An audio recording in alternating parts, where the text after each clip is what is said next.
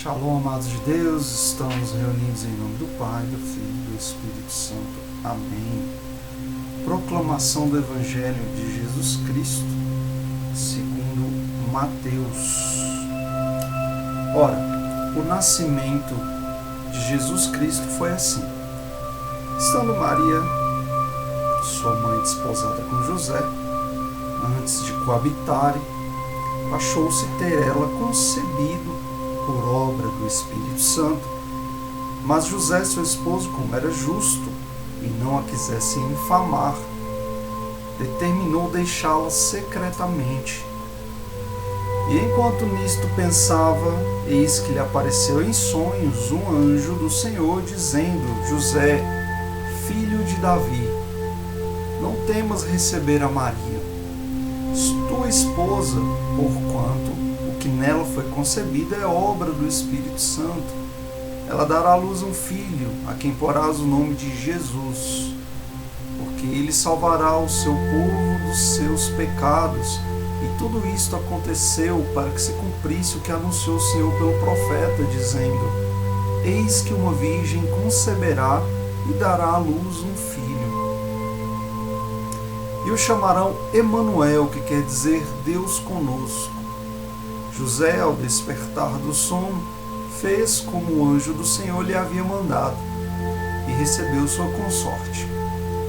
E ele não a conhecia até que deu à luz seu filho primogênito e pôs-lhe o nome de Jesus. Palavras da salvação. Glória a vós, Senhor. Bom, queridos, hoje nós estamos no terceiro dia desta semana mariana. Nós vamos meditar hoje na conceição de Maria, na virgindade dela. Vamos tirar várias dúvidas acerca da virgindade e de uma vez por todas vamos tirar essas dúvidas. E vamos falar também sobre a morte de Maria. Então, assim, queridos, toda a glória de Maria, ela vem do fato, ela vem da predestinação dela para ser mãe de Deus. Toda essa intimidade, toda a graça dela vem dessa predestinação, assim como toda a graça, da qual você vai precisar para vencer tuas misérias, também vem dessa predestinação. Então, desde antes da criação, Deus já a conhecia, ela já era destinada a ser mãe de Deus. Assim como você, desde antes do seu nascimento, já era predestinado a ser um soldado, você já veio para isso. Você veio para ser um consagrado de Maria. Ah, quem que você é? Quem eu sou? Eu sou um consagrado. Qual que é a tua missão? Então, para o consagrado, para o cristão, mas sobretudo, mais ainda, para o consagrado, ele não tem inquietações com questões como quem eu sou, o que eu vim fazer aqui, qual é a minha missão. Ele está pleno, ele sabe exatamente a que ele veio. Então, assim, tão plena foi Maria, que a conceição dela foi imaculada, ou seja, a concepção dela não houve a mancha do pecado original. Quando o espermatozoide fecunda o óvulo, ali já se encontra o pecado original. Já há um ser ali dentro. Não existe isso de só é um ser depois de tanto. Não, na concepção já há vida, já é vida. Então, ela foi tão imaculada que ela, vivendo só para Deus, o corpo dela não teve nenhuma quebra, né, dessa virgindade, nem antes e nem depois do nascimento de Cristo, né, até a morte dela, como a gente vai ver. Então, vamos meditar hoje no primeiro ponto, que é a concepção, a conceição de Maria, né? Então, já que ela foi predestinada por Deus para ser mãe de Deus, mas ela é mãe de Deus, então? Sim, porque Jesus, ele é Deus, ele é o próprio Deus. Então, logo ela é mãe de Jesus, logo ela é mãe de Deus. Cristo, ele não era um híbrido, ele não era metade homem, metade Deus, ele era 100% homem e 100% Deus. Então Maria é 100% mãe do homem, que é Cristo, e 100% mãe do Deus, que é Cristo, né? Só que não só ela estava predestinada, ela mereceu isso, né? Da mesma forma, você está predestinado a ser um consagrado, mas ainda assim, até por força do teu livre-arbítrio, você ainda assim precisa dizer esse sim. Ainda assim você precisa, né, caminhar nas pedras, né, trilhar o caminho das pedras da consagração. Não é isso? Então, ela se tornou digna, mas ela se tornou digna pela graça, assim como você. Então é pela graça de Deus que a gente consegue caminhar, né? Que a gente consegue, né? Chegamos hoje aí no 21º dia, foi pela graça, não foi pelo teu esforço, merecimento. Você teve um esforço sim, mas o teu sucesso você conseguiu pela graça, né? Então Deus deu essa graça para Nossa Senhora, ainda assim ela poderia ter a qualquer momento, mesmo com a graça nela, ter recusado ou ter pecado, coisa que não aconteceu. Nossa Senhora nunca pecou, né? Então ela foi preservada já na concepção de toda nódoa do pecado original, né? E não só ela foi preservada do aspecto negativo, né, que a gente viu durante as 3 primeiras semanas. A gente viu os frutos, a gente viu as consequências, a gente viu tudo aquilo ali de miséria. Nada daquilo assistiu Maria. Como também ela não só ela foi preservada desse aspecto, como também ela teve, né, recebeu o lado oposto, né, que foi justamente os privilégios, a riqueza de ser preservada dessa nódoa, né? Então, já no segundo ponto, a gente viu aí, ela foi preservada no nascimento e ela permaneceu virgem, né? Ela é mãe de Deus, como a gente viu, né? Porque Deus queria a virgindade dela, porque existe uma corrupção. Não é errado no matrimônio ali você, né, o ato, né, sexual, até porque ele foi criado por Deus, não é isso? Mesmo assim, em tudo que nós fazemos existe a corrupção, né? Não só no ato sexual. Então, quando nós concebemos o filho, a gente já o concebe em pecado, né? Então Deus precisa essencialmente de um ambiente ilibado, de um ambiente imaculado, para ele inclusive encarnar. Por isso precisava, né, que fosse uma virgem, até porque isso foi profetizado no Antigo Testamento e todas as profecias elas vão se cumprir, né? Mais de 80%, quase 90% das profecias bíblicas já se cumpriram com 100% de exatidão. Então, uma questão matemática, a gente falava em outro dia das ciências, né? Outra questão que corrobora a Bíblia. Se você, vamos fazer um exemplo aqui, vamos pegar um exemplo. Se você tem ali um caderninho com 10 resultados da loteria.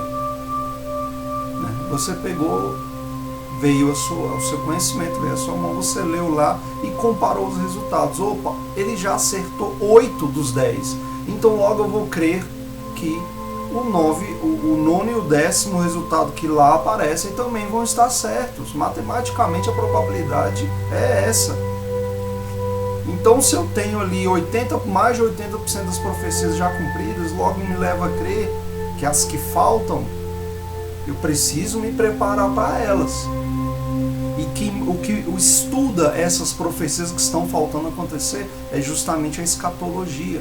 Eu convido vocês a estudarem escatologia, certo? Porque a escatologia é o estudo do sinal dos tempos, né?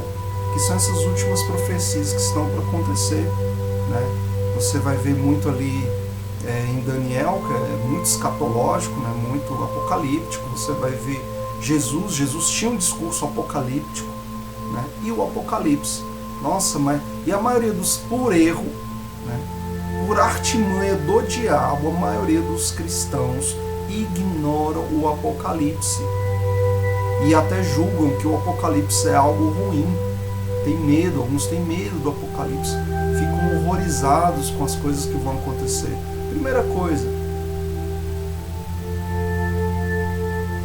cristão autêntico, sobretudo você que é predestinado, que é um consagrado, você não tem medo do que vai acontecer com a sua carne e com os seus bens. E você não tem medo de nada que vai te acontecer, você está tranquilo. Isso aqui nada te pertence, a tua vida não te pertence. Então não há por que temer, não é isso? Outra coisa, o Apocalipse, ele é uma ótima notícia. Quando a gente está realmente, quando a gente não está aí enraizado no pecado, apegado por demais, a gente acaba ansiando, não é isso? Para encontrar o Pai. E as notícias do Apocalipse são boas. Não é só a humanidade que precisa ser redimida.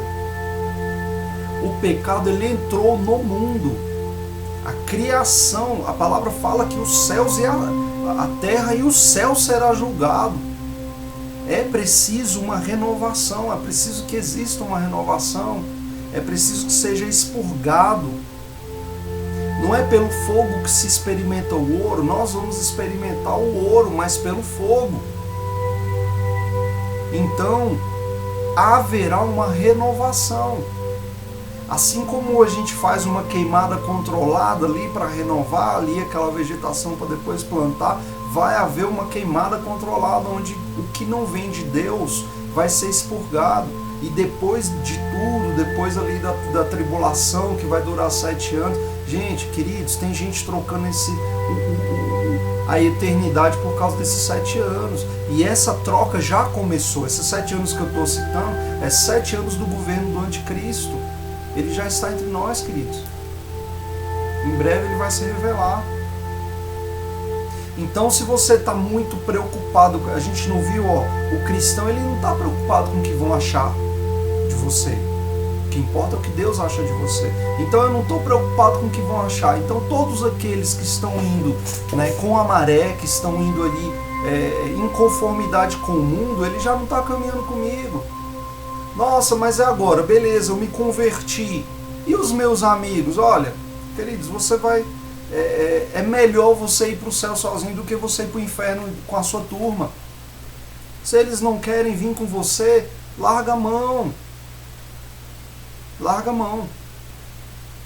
Cuida de você, cuida da tua família. Se a tua família não quiser, vai você sozinho.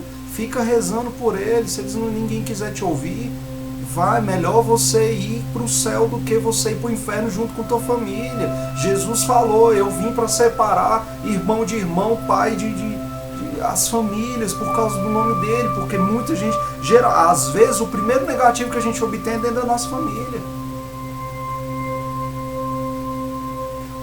Eu vou dar um testemunho rápido, não gosto de fazer isso, né, porque Não se trata de mim, se trata de você. Você é o personagem principal, protagonista dessa história. Mas eu era radicalmente contra a fé. A palavra anticristo, ela não é exclusividade de um ser que vai, não, qualquer pessoa que for, né, contra a fé. Eu era o anticristo, anti-fé, anti-Deus. Eu criticava demais a minha mãe. Minha mãe ficou 15 anos em silêncio, só rezando por mim. Eu não queria ir, ela ia. O meu pai a criticava em silêncio, sem que minha mãe falasse uma palavra. Hoje eu estou aqui, consagrado igual a ela, que era também uma predestinada. Rezou em silêncio por 15 anos pela minha conversão, até Deus dar a graça e honrá-la. Às vezes a gente passa ali um pouquinho, a gente acaba de se converter, a gente vai falar, a pessoa nega, a gente já fica chateado ou até abala a nossa fé. Aguenta firme, irmão. Se a pessoa não quiser ir, vai você. Não fica esperando os outros ir, tipo, não, vai você. Então, as pessoas já estão indo em conformidade, né, com o que o mundo vem pregando, e para que as outras, com medo, né, hoje a gente tem aí uma cultura do cancelamento, a gente tem a patrulha, né, das mentiras contadas 1000 vezes, que querem saber, né, através de redes sociais, até pessoalmente, querem saber se você está em conformidade com o mundo, com o que se acredita. E você que é cristão, você que é consagrado, você não está nem aí para o que os outros vão pensar. Você vai agir de acordo com o Evangelho. Você vai agir de acordo, em conformidade com Deus. E se te cancelarem, se você não puder mais comprar alimento, se você não puder mais andar com eles, entrar nos lugares que eles entram, você que fique na rua, você que vá para o meio do mato. O que importa é você estar com Deus. Então, todos eles que estão trocando, né, Deus por esses 7 anos de tribulação, de que vai ser o governo do anticristo, você não vai trocar, porque depois da guerra, irmãos, quem não aceitou o governo mundial, vou falar mais uma vez o que vai acontecer, vão haver catástrofes atrás de catástrofes, terremotos de horas e horas, tsunamis, nações serão engolidas pelo mar, vai ter queda de meteoro,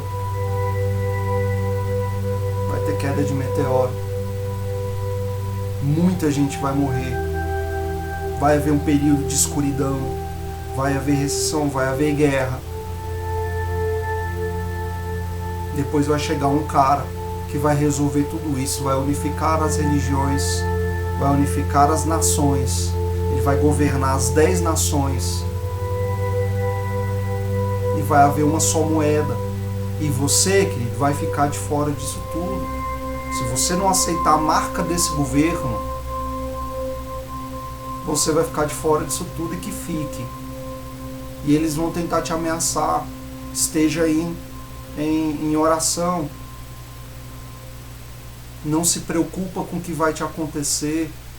Jesus falou, bem-aventurado aquele que perder a vida por mim. E se te ameaçarem, ameaçarem os teus familiares, fica sossegado, que o teu sacrifício não vai ser em vão. Uai, mas você não está falando que o Apocalipse é uma boa notícia? Olha tudo que você está falando, queridos. Se você não acha que o Apocalipse é uma boa notícia, é porque você ainda está apegado à sua vida. Você ainda está apegado ao mundo e às coisas que tem nele. Nossa, mas se ameaçarem matar meus filhos, a alma dos seus filhos é que importa. Você tem que temer aquele amiguinho que pode levar a alma do teu filho para o inferno. Você tem que temer o Estado que pode levar, que balança o prêmio na frente do teu filho, o seduz, o preenche com o vazio, com o diabólico. E ele que você tem que temer, aquele que está ameaçando de matar, esse não é o perigoso. Matar a carne não é perigoso, agora matar o espírito. Imagina você chegar no céu, olhar para o lado e ver o teu filho. A gente meditou no inferno. Imagina você ver o teu filho no inferno, a tua mãe no inferno, o teu pai, o teu esposo, a tua esposa, os teus amigos. É isso que você tem que temer. Ah, ameaçou, matou meu filho, pode matar porque dele Deus cuida. Eu vou te matar se você não negar a Deus. Pode me matar, não vou negar a Deus. Se você não negar a Deus, eu vou matar os seus pais. Pode matar, eu não vou negar a Deus, porque eu vou encontrar com eles. E Deus vai me honrar. Eu vou encontrar com eles no céu. Agora você, querido, que está aí trabalhando para o demônio, coitado de você. Eles não sabem o que fazem. Então, queridos, o Apocalipse é sim uma boa notícia. Depois que tudo isso acontecer, os mortos serão ressuscitados, mas somente aqueles que não aceitaram a marca da besta, que não foram em conformidade com esse mundo, com o governo do anticristo, que já está desenhado. A unificação das moedas já está aí, a unificação das religiões já está aí, a unificação das nações já está aí. Inclusive esses temas, para você achar que eu estou exagerando, já são discutidos na ONU, que é um órgão demoníaco, anticatólico. Tem membros lá dentro, tem setores lá dentro destinados a acabar com a fé. Nós temos testemunhos de pessoas que já eram lá de dentro, que Maria resgatou. Nações Unidas, os órgãos mundiais, todos os órgãos mundiais de saúde, inclusive, desconfie, irmão, desconfie. Pesquisa, você vai encontrar. Não acredite, né, nos falsos profetas.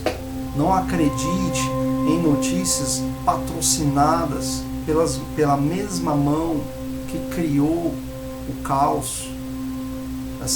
Essa mão diabólica, ela está criando o caos para ela chegar com solução. E a gente, infelizmente, a gente está vendo irmão contra irmão no Brasil, sendo que o inimigo é o Estado. É como se estivesse todo mundo dentro do curral e o gado está acusando o gado de ser gado e defendendo a mão que vai levar ela para o abatedouro. Então, queridos, seja pelo teu irmão, não seja o teu partido. Tem que ser Deus, tem que ser Cristo, tem que ser a fé, tem que ser a palavra de Deus. Esse é o teu partido, certo? Que a gente não tenha Baals, que nunca trema diante do homem. Esse tremeu fala prestar um culto ao homem, somente a Deus. E aí, quem não aceitou isso vai ser ressuscitado. Queridos, imagina o governo de Cristo. Você vai viver 1000 anos. 1000 anos com Jesus governando. Olha que maravilha. Nós herdaremos a terra. Então, quando você pensa nessa renovação, imagina esse planeta renovado, livre de toda essa miséria. E você vivendo ali tranquilo, sem nenhuma obrigação, sem nenhuma moléstia, sem nada te preocupar, com Cristo governando na justiça, no amor, Ele conhecendo você, sobretudo grato, né? Ele vai te recompensar por esse combate que você está tendo aqui, sobretudo, e ainda mais se você der a vida. As pessoas que você ajudou também a chegar lá nesse governo do Cristo, né? Olha que maravilha. E aí você está trocando isso para quê? Para continuar nessa farra, para continuar nesse desrego, por causa do que os outros vão pensar. A gente, predestinado, a gente já está com a cabeça lá no reino de Deus. Isso aqui, o que é que eles têm para te oferecer? Nada. Não é isso? Então, o Apocalipse é sim uma boa notícia. Então a gente precisa entender que essas últimas profecias vão sim acontecer, querendo a gente ou não. E aí a nossa arma é o terço na mão. Isso, a nossa arma é a oração. A gente não precisa temer nada, tá bom?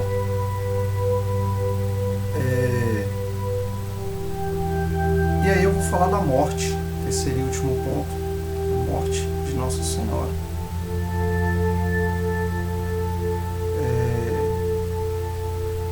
A morte, qual que é a origem da morte?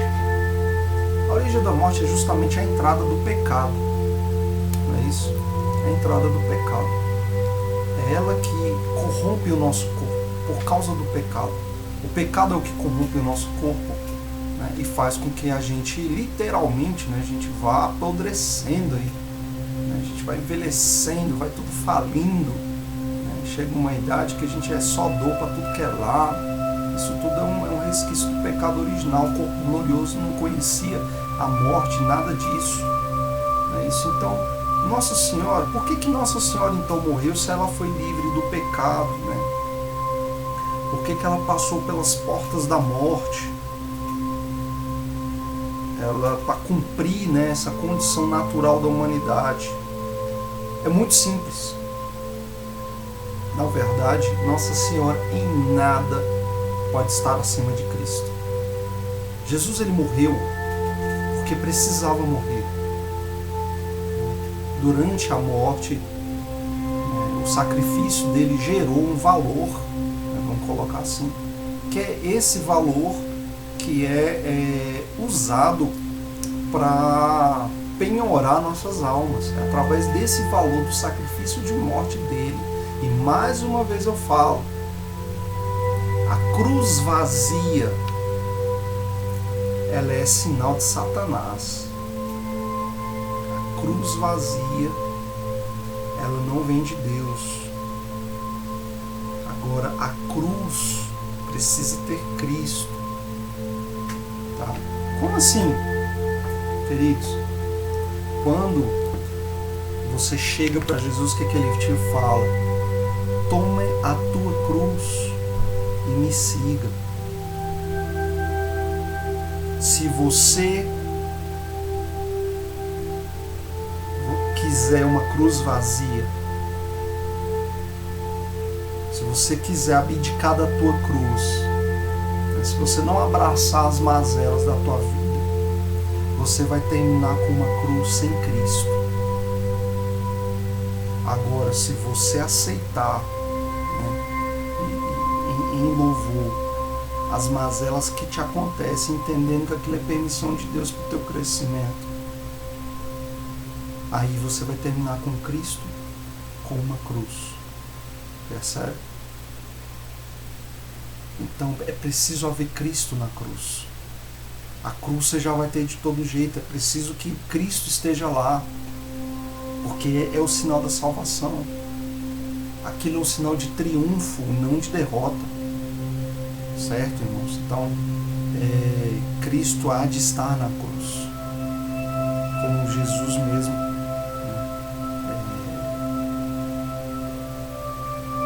falou. A gente precisa amar as chagas dele, porque ele ama os donos das chagas dele, que somos nós.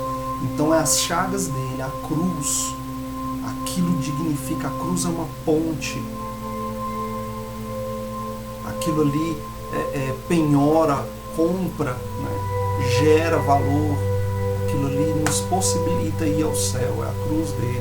E ele precisava morrer, sobretudo, para resgatar as almas do limbo, sobretudo para ir, né, todos esperam Cristo. Os patriarcas, os santos, os profetas, os antigos, eles morreram esperando por Cristo. E depois de Cristo, todos nós ainda esperamos por Ele. Esperamos a vinda dele. Não é isso? Então ele é o centro, o axis mundi, o centro de tudo, o antes e o depois. Não é isso? Deus Pai é o começo e o fim, o alfa e o ômega, e Cristo é o antes e o depois, é o meio, é o divisor de águas. Não é isso? Então, a gente precisa, como Cristo morreu, né, precisou morrer, Nossa Senhora, que em nada pode ser superior ao Filho, ela também precisou passar pelos umbrais da morte. Ninguém pode fugir a essa condição. Tanto é que Elias e Enoque, que não morreram, foram, né, assuntos ao céu, assim como Nossa Senhora, o corpo dela sem vida foi assunto, a gente vai falar disso. Eles vão voltar como um dos sinais dos tempos para morrer durante essa tribulação, durante o Apocalipse. Então, quando a alma de Nossa Senhora desprendeu e subiu aos céus, o seu corpo ainda imaculado, né, virgem, né, ele não poderia também sofrer a injúria do tempo, né, apodrecer. Então, por mérito, não que os anjos precisassem, mas por mérito de própria Nossa Senhora, os anjos foram lá e resgataram e trouxeram o corpo dela, né? Nossa Senhora está ressuscitada em corpo e alma no céu. Esse episódio a gente chama de dormição. Isso.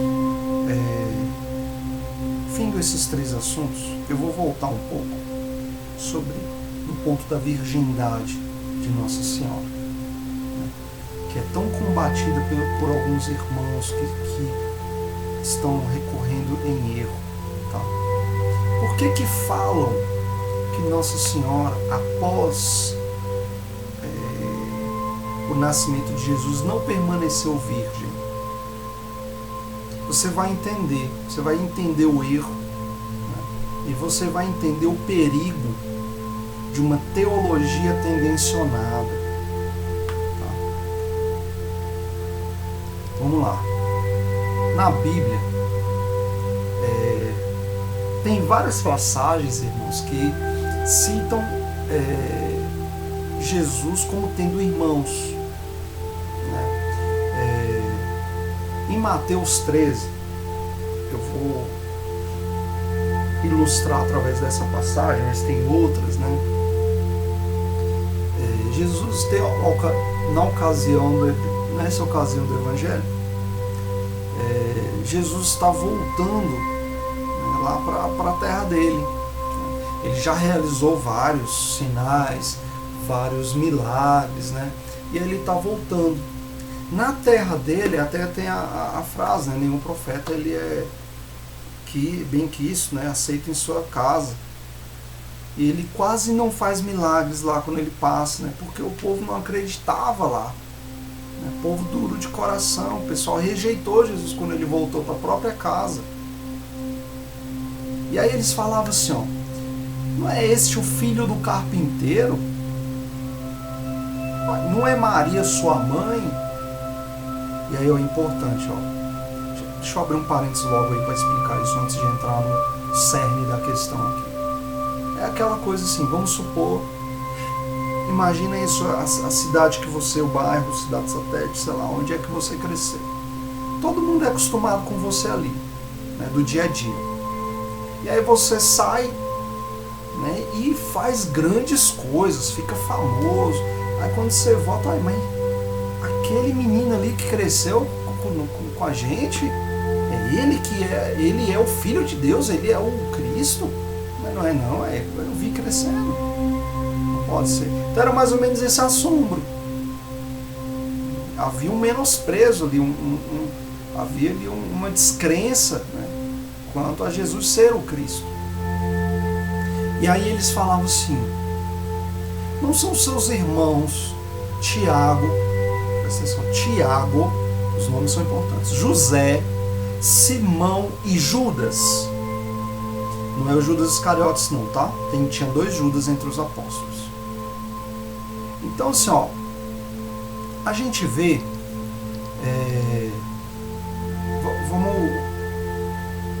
vamos concentrar em 2 aqui.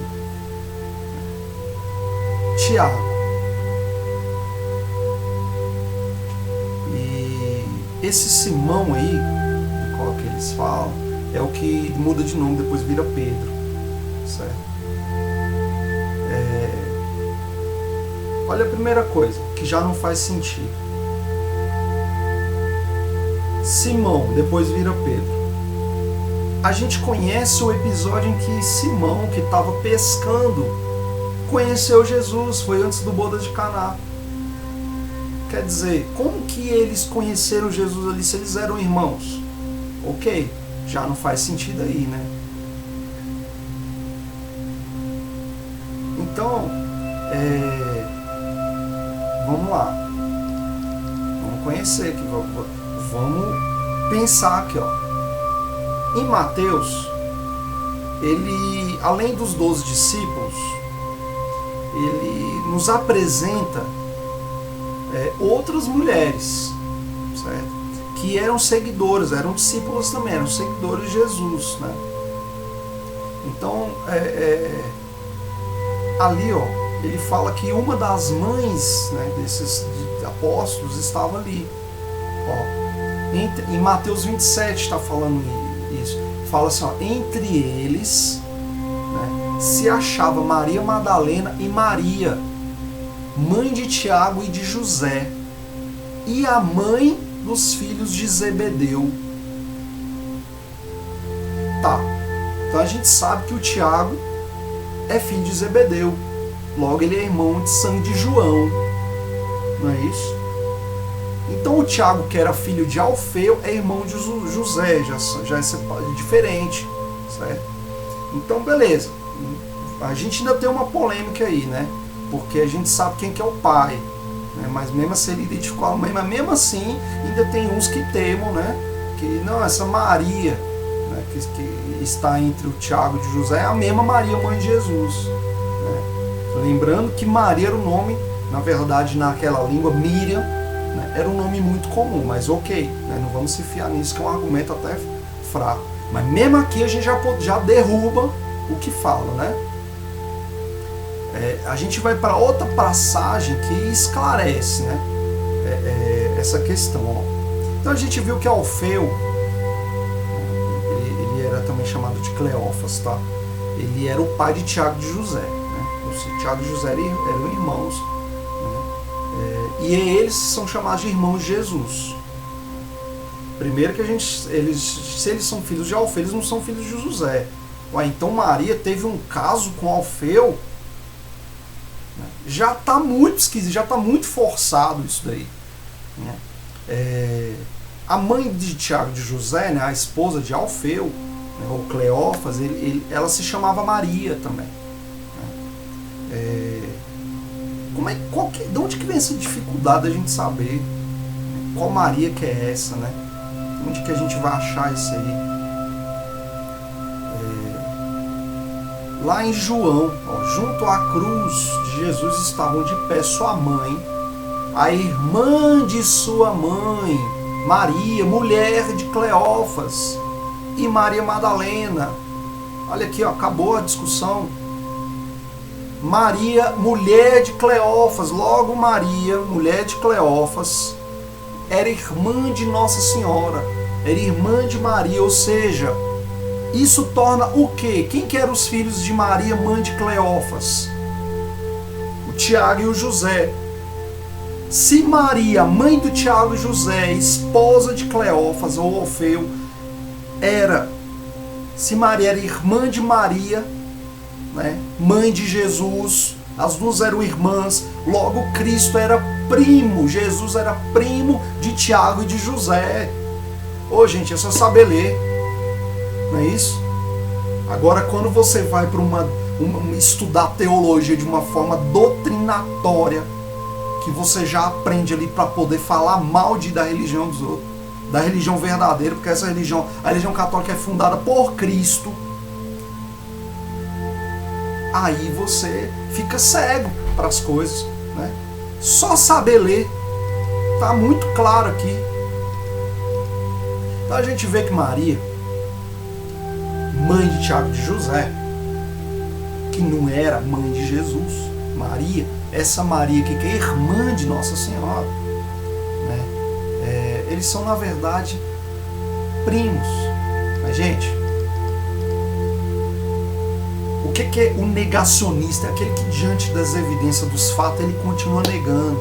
Não adianta você jogar pérola a porco. Então tem gente que mesmo diante ele não quer saber. Ele quer acreditar naquilo ali. Então aí não tem jeito. Mas eu ainda vou mais fundo. Porque a fé precisa de ser defendida, né? Hoje a gente se cala para não ofender os idiotas. É isso. Hoje quem está com a palavra, com o microfone, são idiotas, em sua grande maioria. E aí quem conhece a verdade acaba se calando. Mas eu ainda vou aqui pegar num contexto histórico da época, para acabar de uma vez por todas com essa questão. Será que Maria permaneceu virgem? Isso é ofensivo? É um argumento tão furado, tão raso, tão de tanta pouca inteligência, que a gente precisa não ter dúvida sobre isso, tá? Lá fora, se quiser acreditar, mas você que é consagrado, você tem que saber da verdade. Então a gente acabou de analisar essa questão, a gente percebeu que Jesus era primo, né, deles, certo? Então, o que fala então? Olha, tá falando que era irmão deles, né? Gente, a resposta é muito simples. Por que na Bíblia está falando então? Já que eles eram primos, por que está falando que eles eram irmãos? Gente, a Bíblia é a tradução da tradução da tradução. Hebraico, a palavra irmão é tipo assim, ó, é um Nzinho com um X meio torto, tá? Se você transcrever, eu não sei pronunciar bem, mas fica como algo como arch, né? Então assim, essa palavra no hebraico, estou indo lá atrás no hebraico, antes das traduções, certo? O hebraico ele já foi uma transcrição ali do aramaico, que tudo isso se passa no idioma chamado aramaico, e depois que é um dialeto, né, do hebraico. Então tá lá no hebraico essa palavra arsh, né, ela é usada para vários tipos de parentesco, tá? Na língua hebraica, gente, não tem ali uma palavra. Por exemplo, a gente no inglês, você vai saber, não tem uma palavra que expresse saudade no inglês. Já no português a gente tem. No hebraico você não tem ali uma palavra específica para alguns graus de parentesco, como primo, por exemplo. Olha que simples. Olha como falta estudo, gente. Quando a Bíblia do hebraico, né, foi traduzida, né, esses textos, né, pergaminhos e tal, isso tudo foi traduzido ali do hebraico, a primeira tradução foi no grego, né? Então a palavra que eles usavam no grego era a palavra adelphos, certo? Então assim, ela significa realmente, literalmente, irmão. E havia ali, deveria ser o quê? Anépsios, que seria no grego, né, que significaria o primo, né? Aí surgiu esse problema todo. Depois do grego ela foi para o latim. Aí era usada a palavra frates, né? Que aí também, né, fraterno, também significa irmão, né? Então assim, para não perder muita originalidade, né, desse asher, né, que era a palavra única para esse termo, acabou ficando essa confusão aí, né, Só que na época as pessoas naturalmente compreendiam isso, e isso foi ganhando uma literalidade, né, que acabou incorrendo em confusão hoje em dia, né? Então, assim, é preciso, gente, essa coisa que a gente vê, né, em alguns irmãos aí, de você pegar um trechinho, descontextualizar, para aquilo dar vazão, até o preconceito, isso é diabólico. Tá? Desconfie tudo que gera divisão. Tá? Você está estudando para falar mal de alguém. É complicado. É você não achar que isso é diabólico.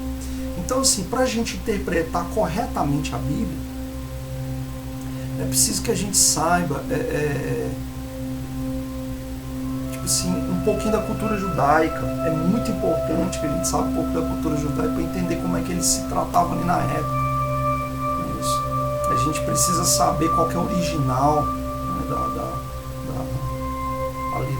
das traduções, né, para a gente ver se não houve ali uma diferença de tradução. E às vezes eu estou baseando toda uma doutrina num erro, e um erro muito simples, às vezes numa bobagem, né? Então, assim, por exemplo, os nossos irmãos evangélicos, é toda uma doutrina baseada em pedras de tropeço, a não aceitação de Maria, toda ela. E eu vou te falar, quando você pega, eu convido vocês a pesquisar, se você pegar os escritos originais do Lutero, né, do luteranismo ali, das bases do protestantismo, que já é duvidoso porque é um espírito de divisão, mas enfim, né, de onde nasceu isso? Vou só abrir esse parênteses, de onde nasceu isso, né? Então havia um rei que queria casar e a igreja era contra, né? O que Deus uniu, o homem não separa. E esse rei, ele queria se divorciar para casar com outra. E aí patrocinou, certo? E aí você vê, não, na verdade é que Lutero, né, o calvinismo, eles estavam insatisfeitos com os pecados da igreja, queridos. O Lutero, ele chegou na igreja católica fugindo porque tinha cometido um assassinato. Tem as atas, isso tudo é documentado, tá? Ele se escondeu lá. Ele falava que quanto mais pecado a gente tiver, melhor, porque aí está mais perto de Deus. Ele era um ser prostituído que andava na companhia, né, de prostitutas. Você vê lá o desespero, né, do frei que o acolheu lá no convento, o que ele dava de trabalho, alcoólatra. Mesmo assim, se você pegar o estudo original, né, o livro dele ali, ele fala que Nossa Senhora deve ser prestado culto a ela, sim. Isso veio depois, não é nem do protestantismo. Essa implicância veio com Maria, veio para cumprir a profecia de que o diabo ia tecer intrigas contra ela. E é muito triste ver que, por falta de entendimento, né, muitos cristãos estão caindo em erro porque Nossa Senhora que santifica, porque ela é esposa do Espírito Santo, é uma obra dela. Tá? Então a gente precisa se guardar dessas interpretações. Outra coisa que falam, não, Nossa Senhora morreu, foi enterrada, não sei o que. Olha, se Enoque, né, se Elias, eles tiveram um grau de intimidade tão grande, fidelidade tão grande com Deus, que o corpo deles não foi deixado nem para morrer, mas Maria, pela humildade dela, pela condição dela, pela perfeita união dela com Deus, é claro que ela iria morrer, porque Cristo morreu. Você acha que eles vão deixar o corpo dela para trás? E mesmo assim, cadê o corpo? Cadê o corpo de Cristo?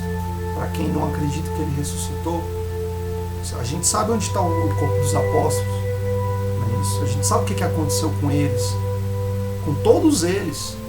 A gente sabe o que aconteceu com os 12, contando com Paulo, com os 13, né?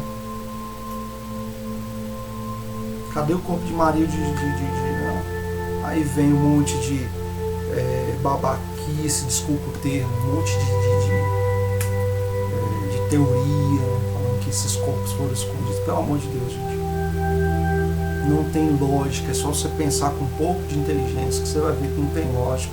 Se Deus preservou. Tem santos que não apodrecem, que estão lá em exposição. Qual outra religião, queridos? Qual outra igreja te dá tantas provas? Milagres, né, sendo feitos aí, documentados. Nossa Senhora, a mídia esconde porque a mídia é diabólica. Nossa Senhora aparece há muito tempo, há décadas ela vem aparecendo, há séculos ela vem aparecendo. Teve uma vez que ela mexeu, tava a mídia inteira, ela mexeu com o sol, fez o sol sair de lugar e dançar na frente deles. Operou sinais aí em vários lugares do mundo na frente de testemunhas incrédulas e da mídia. Isso não é noticiado, gente, porque a mídia nunca vai deixar ser noticiado.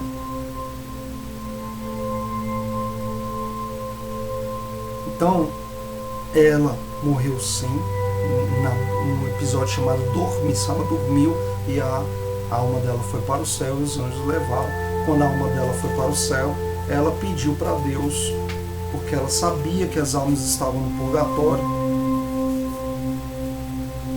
porque Cristo já tinha criado, e ela esvaziou o purgatório e subiu junto com todas as almas. Amém? Para encerrar, e aí quando ela subiu, ela foi coroada como rainha dos céus e da terra, dos infernos e de tudo que está abaixo dela, e ela está abaixo de Cristo. Então é mais uma coisa que, só para a gente encerrar, que você pode ser questionado, é a questão da imagem. Mas na Bíblia fala que é proibido fazer imagens, né, para si. Imagens para si. Porque, vamos contextualizar, mais uma vez, é preciso contextualizar. O que dominava ali era o paganismo. O paganismo, eles adoravam realmente imagens, eles acreditavam que aquela imagem era um Deus. Né? Havia lá um lugar, na era viking, por exemplo, onde havia uma estátua lá de um deus. Eles achavam que aquela estátua era o próprio Odin, era o próprio Thor. Né? Eles faziam periodicamente peregrinações para ir lá pegar as bênçãos com essa estátua. Você via também isso aí na religião olímpica, não é isso? Estátuas de deuses ali. A religião olímpica, gente, é de Zeus, né? Zeus era a divindade maior. Você vai ver também isso com Ra, né? Amon-Ra, né? Estátuas ali, Horus, Anubis também, que eles acreditavam que aquela estátua tinha algum poder. E em todas as religiões politeístas, paganistas, haviam isso. Né? Então, há um momento que o povo que saiu no êxodo, né, que saiu do Egito, eles estavam tão corrompidos, alguns sentiam falta até do cativeiro do Egito, você acredita? Reclamavam a todo momento. Então havia tanto pecado ali, que Moisés ele sobe no Monte Horebe, se não me engano, ele sobe no monte. E aí Deus, quando ele volta, eles fizeram ali um bezerro de ouro e estavam adorando como se aquele bezerro fosse o Deus. Olha que povo triste, gente. E eles andam em círculos sem chegar na terra prometida, exatamente por causa da dureza de coração deles. Eles não estavam preparados para chegar, eles precisavam, né? E muitos de nós estamos andando em círculo, né? Porque a gente tem os nossos, né, nossos ídolos. Temos ídolos de carne e osso, né? Como temos a adoração, esse culto. O Baal, né? Baal não é o nome de um demônio. Baal significa isso daí, sabe? Temos Baais, esse ídolo, né? Significa isso aí. Então às vezes a gente fica prostrado diante de redes sociais horas e horas, né? Tem gente que tem determinado partido político como um ídolo, tem determinado viés de pensamento como se torna um ídolo. Então o que é o ídolo? É o que você coloca no lugar de Deus. Isso é um ídolo, certo? Então eles colocaram essa imagem. Então Deus proibiu de fazer uma imagem e ser adorada. Não, mas ele não proibiu fazer imagem. Eu te pergunto, Deus pode errar?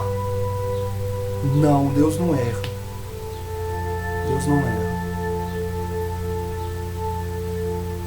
Tá, se Deus não erra, em 2 momentos no Antigo Testamento ele manda construir imagens. Então o errado não é construir imagens, é a relação que você tem com a imagem. Mas quando é que ele manda construir imagem?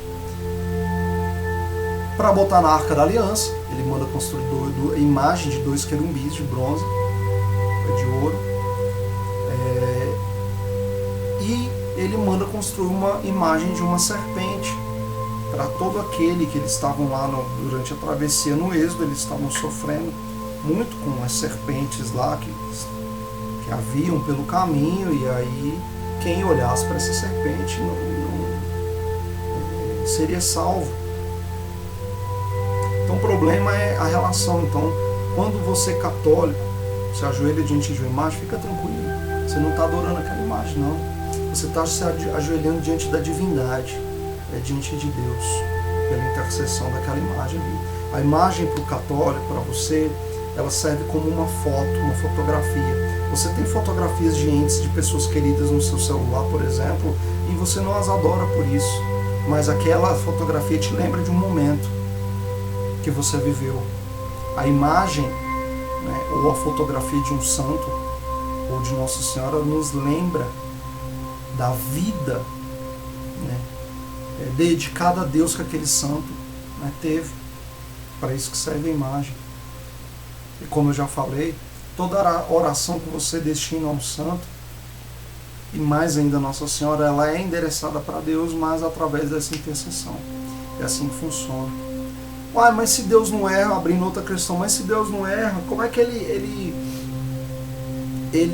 fala ali, aproveitando que a gente está no Êxodo, como é que ele fala ali que ele se arrependeu, né, e quis aniquilar o povo ali, e Moisés intercede e dissuade o coração do Senhor, e ele acaba poupando o povo ali? Queridos, mais uma vez, é uma questão de tradução, tá? No original, a palavra que é traduzida como arrependimento, na verdade ela é uma palavra que quer dizer ponderação. Ele ponderou ali sobre a criação dele, certo? Então ele parou para pensar, para repensar ali a criação dele, para contemplar aquela coisa, nossa, mas como que vocês estão pecando? Isso é uma ponderação, ele está ponderando, certo, queridos? Então não existe, Deus não é homem para se arrepender, Deus não é homem para errar, tá? Então não coloque Deus na forma nossa, ele está muito acima. O sentimento, Deus ficou irado, então ele tem um pecado da ira. Ele não é homem para ficar irado. A ira ali, a relação dele, o que acontece com ele é insondável, certo? Então o ponderar dele é outro ponderar que o seu, a ira dele é outra ira, sabe? É exclusivo dele, é da natureza divina, muito além da nossa compreensão, tá? Ele está além da nossa compreensão, do nosso julgamento. Ele é aquele que é, tá? Nem nos cabe tentar compreender. Amém? Estávamos e sempre estaremos reunidos em nome do Pai, do Filho e do Espírito Santo. Amém.